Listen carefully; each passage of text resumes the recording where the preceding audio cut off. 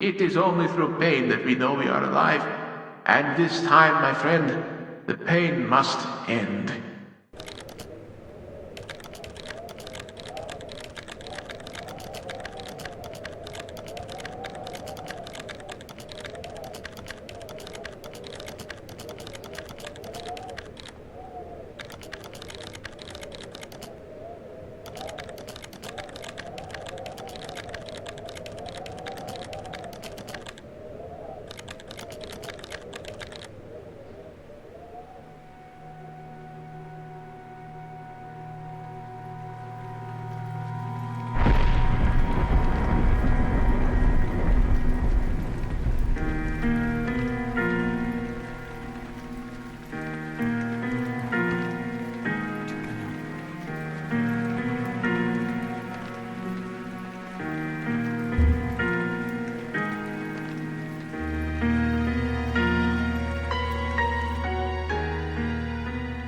Progression, non-constant death. That's why it's normal. My story begins February. For my part in this allegory, I'm not going to make the same mistakes my father made. Howard vanished from my mother's life before I was even in it, so when he sent me a letter a few days after Mum's funeral, it was the first I'd ever heard from him. Pity he was dead. Writing from beyond the grave must be a genetic habit in my bloodline. His letter contained a key, instructions, pleas for forgiveness. I figured the dead don't have much use for absolution, so I turned to his prophetic passing, which he inexplicably expected to come any day. Clearly averse to explanations, my father preferred to leave directions to a bank on Mayfair I'd never even heard of. In that bank was a safety deposit box in his name, and myself as executor. Of course, I went, as he knew I would. I discovered that despite the evidence, he'd been legally declared dead almost 30 years ago, and so the old book and collection of notes I found had, in the eyes of the law, been mine all this time. My father's instructions were to burn the documents, raise no further questions. But that was his error. No man's immune to the shameful trappings of curiosity, and my humanity got the better of me. The university I taught at was world-renowned for two things: physics and linguistics. I represented the first, and the man who stood for the second was stumped by my recent acquisition. The book was indecipherable. The notes, however, showed a location somewhere in uninhabited northern Greenland. It took me almost a year to book the last flight I'd ever take. As I watched civilization disappear along with Heathrow, I realised my father had disappeared 3 decades ago, almost to the day, and I considered in turn what it was that I was leaving behind. We landed on a strip of ice a few feet wide, and within minutes I was pulling away on a chartered boat, beginning the 12-hour journey that would lead me into my past.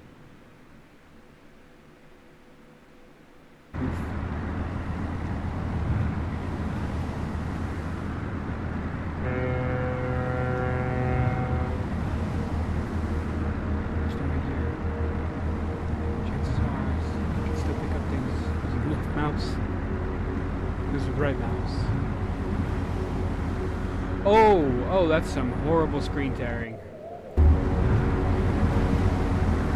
Much better.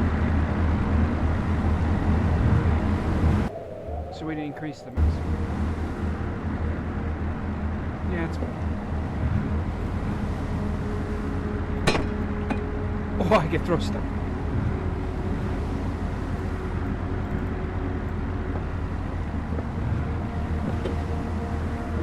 Good old point and click. I wish I would have had the keys before. Mine didn't work.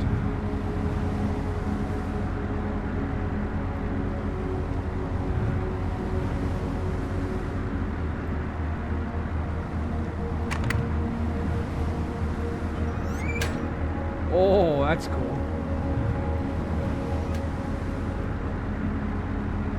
You mean your torch?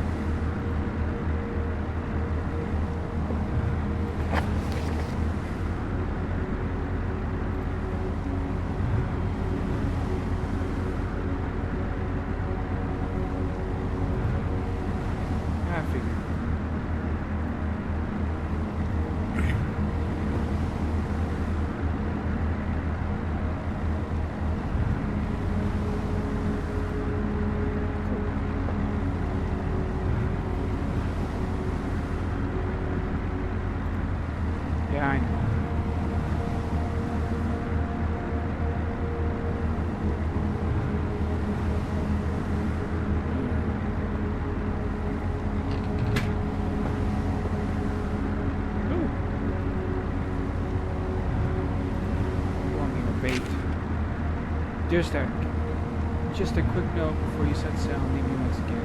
Will you leave something to lie in the chest at the foot of your bed? Still in bed. There's no way to get your rest. What does this fisherman's wife know of life at sea? I'll be praying every night for you to come to make the catch you need to me safely and soon. Please don't be gone for 5 weeks like last time. I know I might nag sometimes, but I do love you. I've watched this over for years. You'll get them covered in any sort of fish boats and stuff like that. Here's something Village have asked me to see. Where mostly have a season. Don't say so then. Well,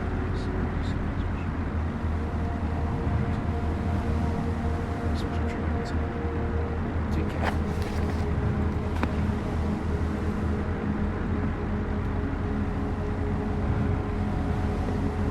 Some more Jack Daniels there.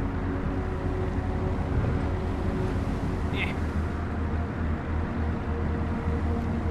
Can't move though. Oh, I can move the chair. Duh.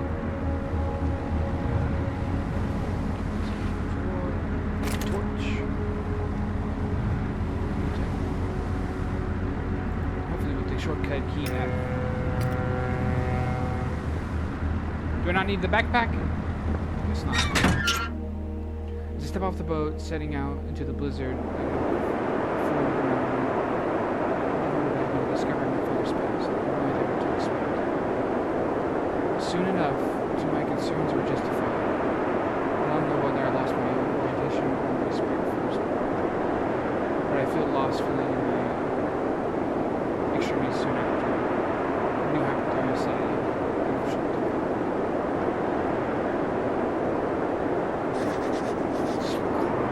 I don't know where I am. These shelters.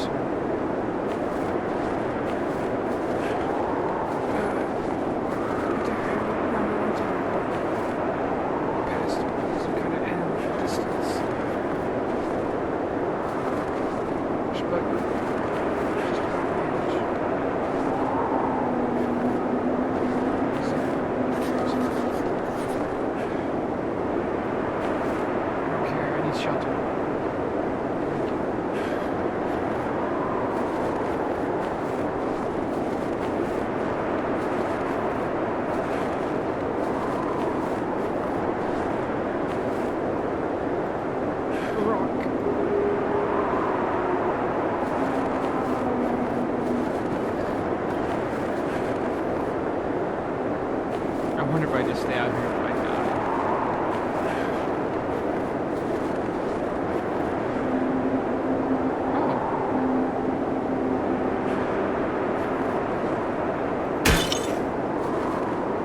Frozen inside this one.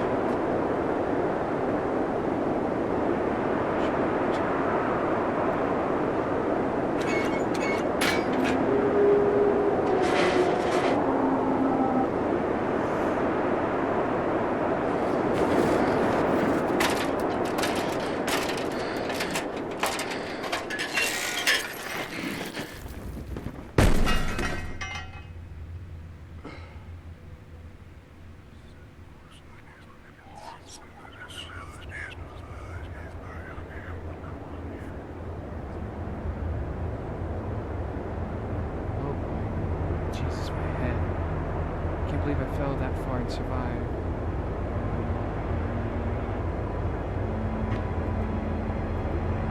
I should have known that I was still alive. And then I'm hearing something cold.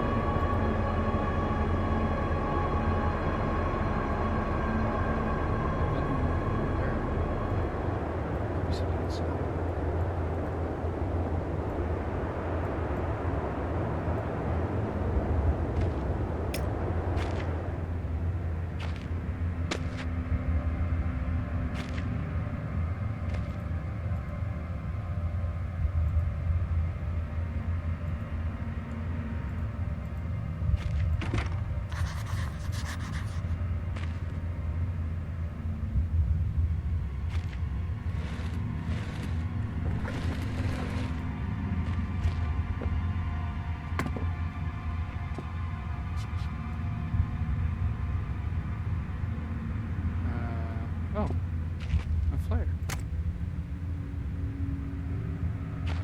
Oh, it's toggleable. That's cool. Steel rod. And another flare.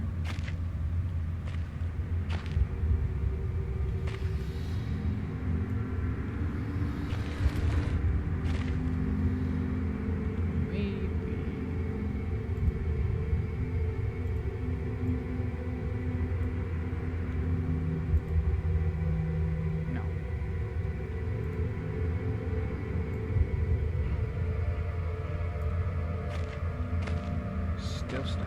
Oh!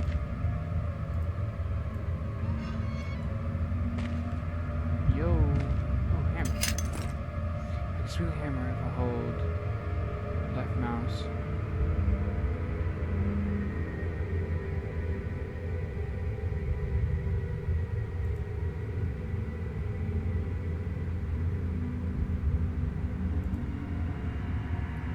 So I can attack in this game. 50 years since it's been down here. New flare. 2 boxes of ammunition. What is this place?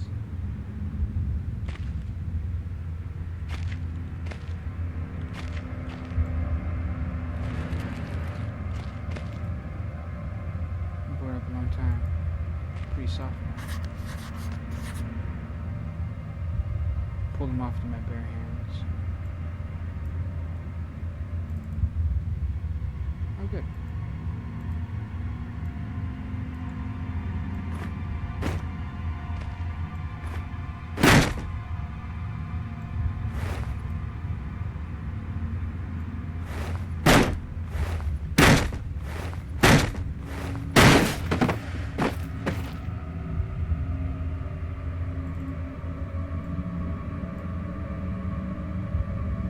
Should we put that on one?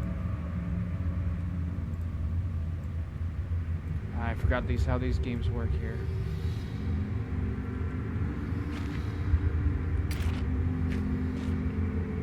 Oh,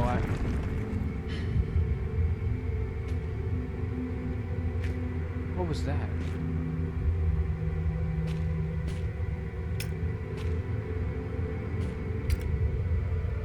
Oh, that's a cool effect. Kind of like a night vision kind of thing.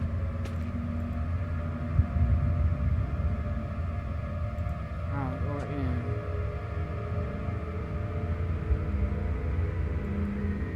Some kind of industrial mechanism to operate it.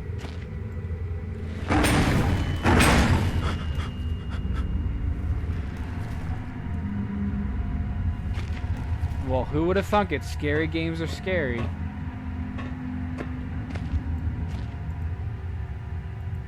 No wonder the door wouldn't open.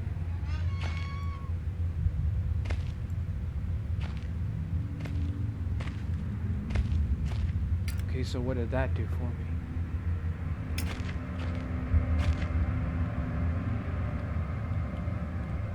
Hoop. Hoop. Wait, is this where the pipe comes into play? Oh.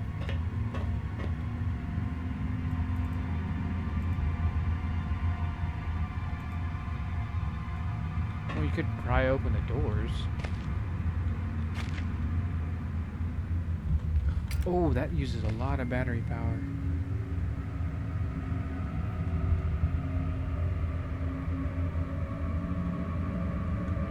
Freaking... Ah, lame. Guess I'll just go around again.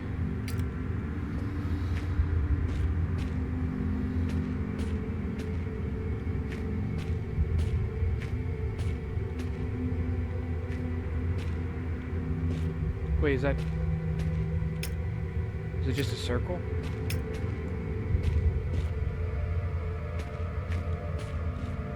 Yeah. Okay. Well, good to know, I guess.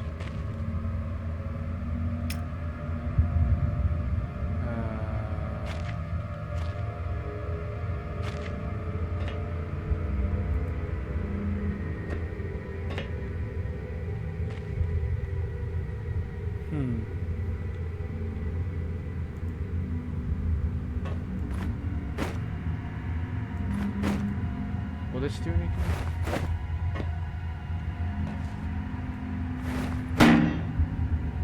No.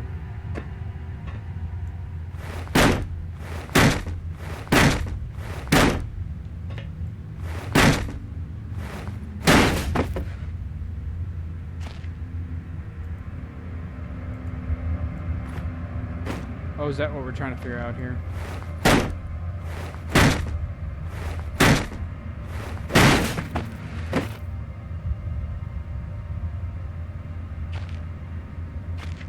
Oh, the metal rod for here. Oh, I'm so dumb. There we go.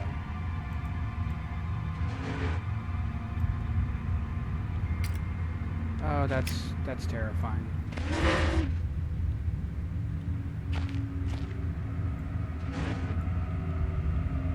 Alright, that's open now. I don't know where this leads or what's waiting for me, but unless I want to start with it, it's my only option. To some place to do with my father, I keep whispering stuff. Sitting into 100 feet below ground, protected by 2 solid metal hatches, located in a remote Arctic wilderness, and buried beneath the snow. I didn't know what to expect, but it made me feel something like I haven't felt since I was a child. I'd never given it much thought before, but I realized that our entire society is a network of safety nets. Emergency services at the end of the phone line, health and safety in the workplace, friends, family, lovers, all there. If something goes wrong, part of a carefully designed structure to prevent all but the most mundane of emotions. Once again, I felt like I did when I was at school, surrounded by a closer ring of older kids, knowing anyone that might help me, friends, parents, teachers, were too scared or too far away.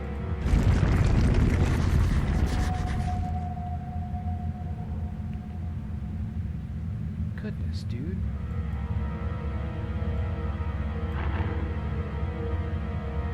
There could be anything living down here.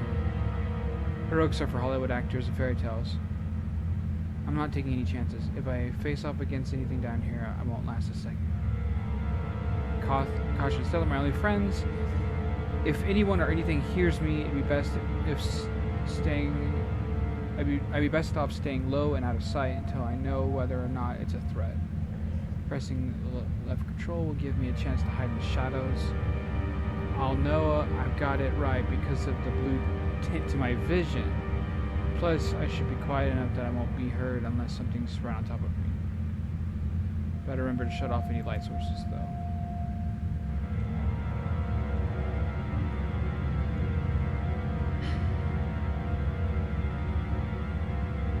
It'll make me probably hidden. Like that, I'll be virtually invisible, and after some time, I should get my night vision back, provided I stay still.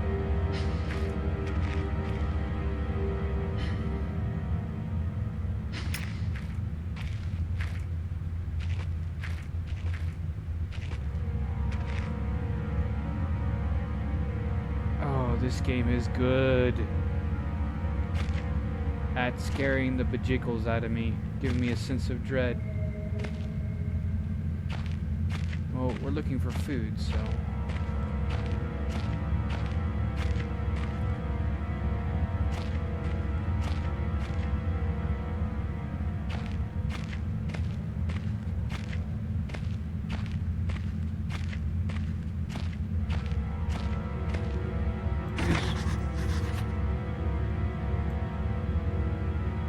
Oh, it's locked. Oh, good.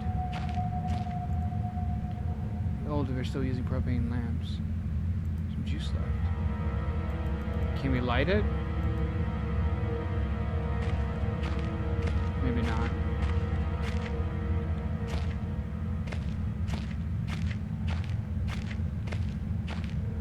Oh, I hate this. Music! Quit your shit!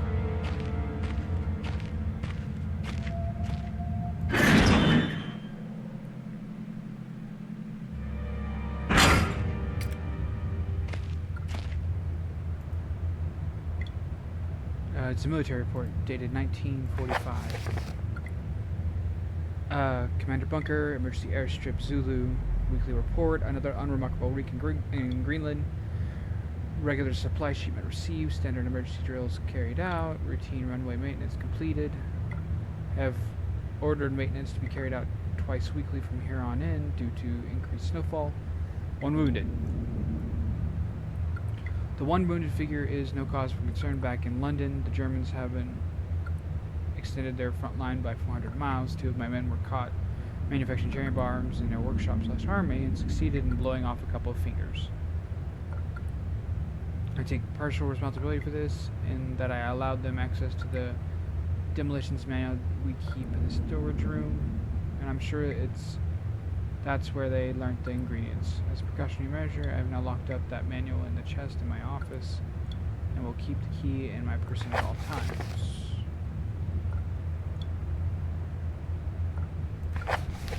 Was that it? Oh. Okay. In this state, both men have been disciplined and the injured man has been sent home for medical care. Help, but think that a more suitable punishment would have been for him to stay out here, but the matter is out of my hands. This base is disconnected sometimes. I feel as if this war could end. We might not even hear about it out here. Supplies requisition order, dynamite for excavation purposes, 7 bayonets. Not necessarily in my opinion, but procedure states we should have it for complement. 1 industrial ice pick for removing the damn ice that forms on the external hatch. 1 pair of reading glasses, category 7C. An order for myself. My glasses are in rather poor state of repair and could do with replacing. Reconditioning of the mine continues to progress. The structure is being fortified for potential bomb damage, and excavation of previous caved-in areas is going ahead. 1 point of curiosity is some kind of archaeological find, an artifact buried in the earth, and is discovered by one of the work teams. Later this evening, after martial duty, I shall take a closer look at the artifact. It appears to be man-made and may have working parts inside. Looks like the front cover, and see if it can't discover the source of light which continually emanates from it.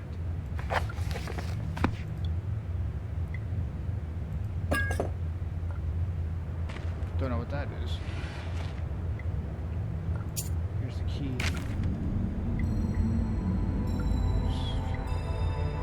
Copenhagen Post, Monday, 17th August 1930. Psychotropic deposits at the bottom of a death mine. Researchers at the University of Copenhagen have suggested that altering chemicals naturally sweet into the rock may be the cause of high suicide rates in that mine. The university, which has recently been conducting studies in isolated communities, first became interested in the works of the northwestern lead mine last year. They discovered that even taking into account Greenland's natural higher suicide rates, local figures for the last 100 years were abnormally high, at 46 deaths per 100,000 populace compared to the national average of 29.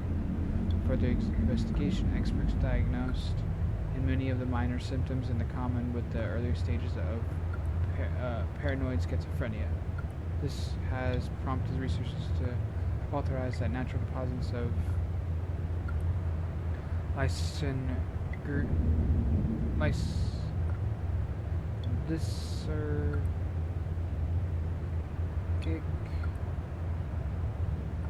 lysergic acid. Haha, got it.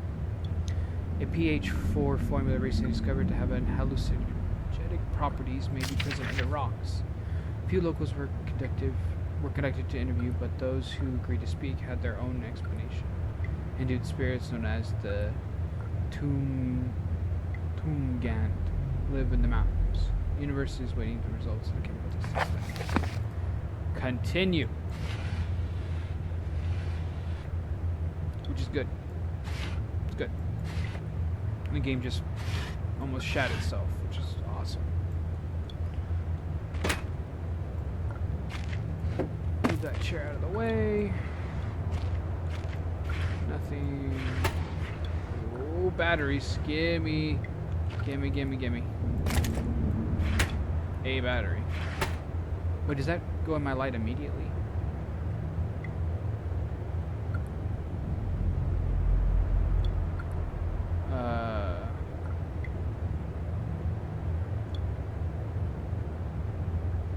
don't see it.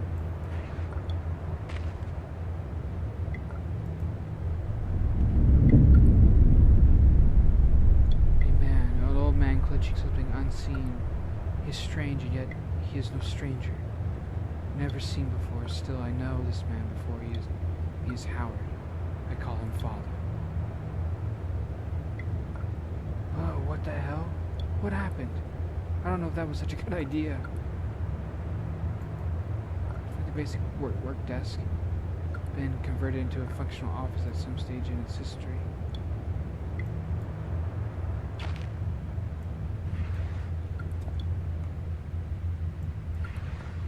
Nothing.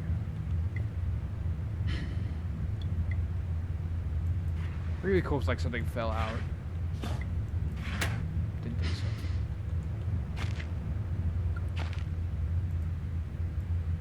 Oh, I can just pick it up. Okay, that's cool. Nope.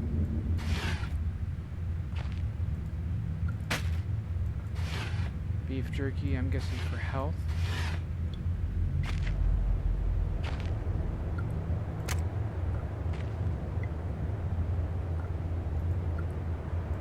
For storing valuables, rotten bookshelves. Add moisture to the grate. I hear those noises. Needs key.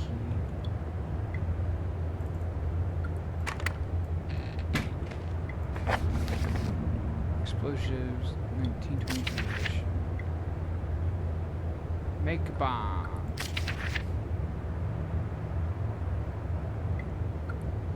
Text unreadable and the simple form of wrap paper. TNT was the first discovered in 1863 by German chemist Joseph Wilbrand. It took some years before it yielded its true potential. This is because of the difficulty of making it explode, and the lesser destination in composition to dynamite.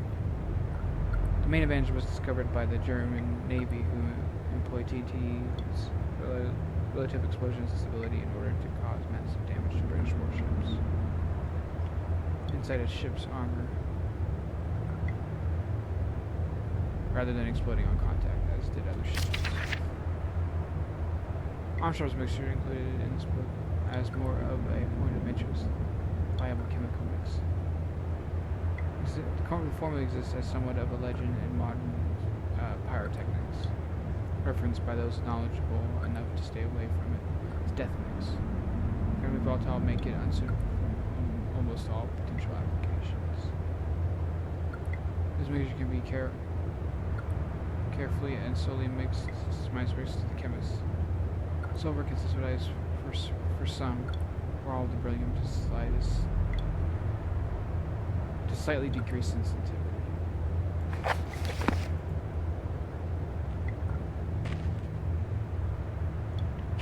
Alright, that's much history in place, tied up in words and left to decompose. Alright guys, that's the last picture of a British platoon. Let's get back to World War II. Suppose this mine was converted into some kind of bunker. That's all the time I have for this episode. As we continue, I'm going to continue making sure my pants are clean. See you then.